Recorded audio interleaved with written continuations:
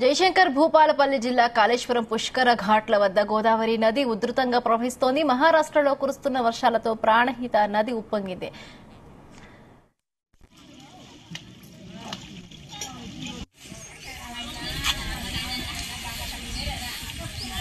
దీంతో కాళేశ్వరం గోదావరి వద్ద నీటి మట్టం 7.32 మీటర్ల ఎత్తున ప్రవహిస్తోంది. ప్రాణహిత నదీ ప్రవాహం గోదావరి నదిలో కలవడంతో కాళేశ్వరం ప్రాజెక్టు మేడిగడ్డ లక్ష్మీ బ్యారేజీలోకి నదీ ప్రవాహం వెడుతోంది. ఎగువ నుండి వస్తున్న వరద కారణంగా మేడిగడ్డ లక్ష్మీ బ్యారేజీ 85 గేట్లు ఎత్తి 193,550 క్యూసెక్కుల నీటిని దిగువకు విడుదల చేశారు.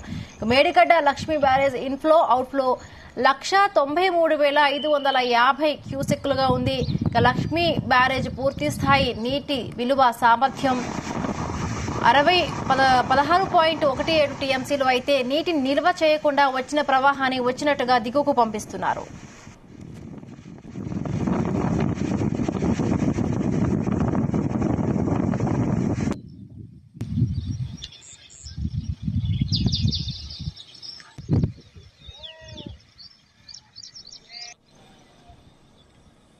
జయశంకర్ భూపాలపల్లి జిల్లా కాళేశ్వరం పుష్కర ఘాట్ల వద్ద గోదావరి నది ఉధృతంగా ప్రవహిస్తోంది. మహారాష్ట్రలోని కురుస్తున్న వర్షాలతో ప్రాణహిత నది ఉప్పొంగింది. దీంతో కాళేశ్వరం గోదావరి వద్ద నీటి మట్టం 7.32 మీటర్ల ఎత్తున ప్రవహిస్తోంది. ప్రాణహిత నది ప్రవాహం గోదావరి నదిలో కలవడంతో కాళేశ్వరం ప్రాజెక్టు మేడిగడ్డ లక్ష్మీ బ్యారేజీలోకి నది ప్రవాహం వెడుతోంది. ఎగువ నుండి వస్తున్న వరద కారణంగా మేడిగడ్డ లక్ష్మీ బ్యారేజీ 85 గేట్లు ఎత్తి 193,550 క్యూసెక్కుల నీటిని దిగువకు విడుదల చేశారు. మేడిగడ్డ లక్ష్మీ బ్యారేజీ ఇన్ఫ్లో అవుట్ఫ్లో 193,550 క్యూసెక్కులుగా ఉంది. లక్ష్మీ బ్యారేజీ పూర్తి స్థాయి నీటి నిల్వ సామర్థ్యం 16.17 టీఎంసీలు అయితే నీటిని నిల్వ చేయకుండా వచ్చిన ప్రవాహాన్ని వచ్చినట్టుగా దిగువకు పంపిస్తున్నారు.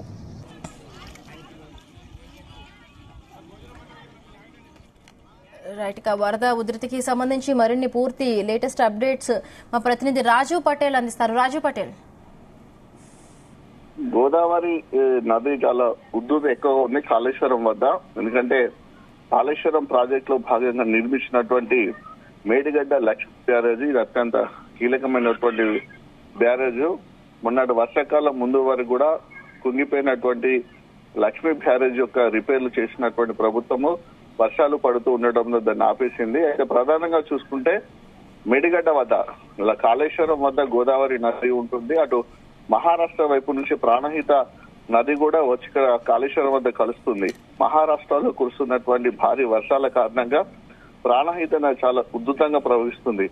ఆ ప్రాణహిత నది ప్రవాహం అంతా వచ్చి కూడా కాళేశ్వరం వద్ద గోదావరి నదిలో కలుస్తుంది. దీంతో గోదావరి చాలా అక్కడ పర్వలతో కూడిన కాళేశ్వరం ప్రాజెక్టు వద్ద ప్రస్తుతానికైతే 7.32 మీటర్ల హైట్ లో పుష్కర ఘాట్లను ఆనుకొని కాళేశ్వరం వద్ద గోదావరి నది ప్రవహిస్తుంది. ఈ ప్రవాహం అంతా కూడా ప్రాణహిత నుండి వచ్చినటువంటి ప్రవాహము కాళేశ్వరం వద్ద గోదావరి నది కలిసి ప్రవాహం అంతా కూడా కాళేశ్వరం దిగువన ఉన్నటువంటి ఏదైతే కాళేశ్వరం ప్రాజెక్ట్ లో భాగంగా నిర్మించినటువంటి మొట్టమొదటి మేడిగడ్డ లక్ష్మీ బ్యారేజ్ లోకి ఈ వరద అంతా వెళ్తుంది. వరద ఎక్కువగా వస్తుండటంతో మేడిగడ్డ లక్ష్మీ బ్యారేజ్ సంబంధించినటువంటి 85 గేట్లను కూడా కంప్లీట్ గా అధికారులు లిఫ్ట్ చేసి పెట్టారు. ప్రస్తుతానికి అయితే అక్కడ ఇన్ఫ్లో 1,93,500 క్యూసెక్లు ఉంది. అవుట్ఫ్లో కూడా 1,93,500 క్యూసెక్లు ఉంది.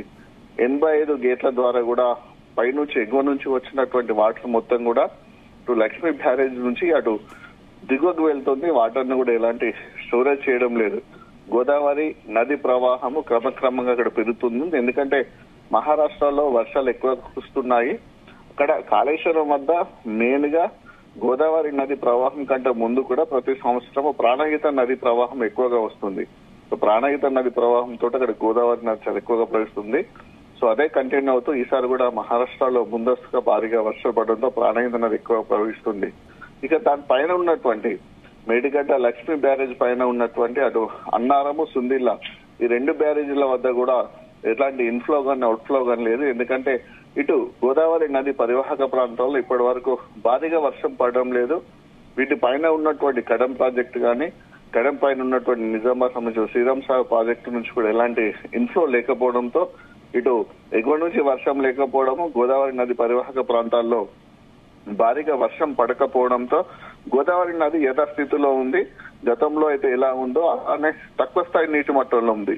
ఇక ప్రధానంగా ఉన్నటువంటి ఎల్లంపల్లి ప్రాజెక్టు పూర్తి స్థాయి నీటి మట్టము 20.175 టీఎంసీలు గాను ప్రస్తుతానికి 5.2929 టీఎంసీలు ఉంది. ఇక్కడ కూడా ఇన్ఫ్లో అవుట్ఫ్లో ఎక్కువ లేదు. కేవలం సాధారణంగా కేవలం ఒక 1049 క్యూసెక్ల ఇన్ఫ్లో మాత్రం వస్తుంది. ఇది సాధారణంగా వచ్చేటువంటి ఇన్ఫ్లో మాత్రమే.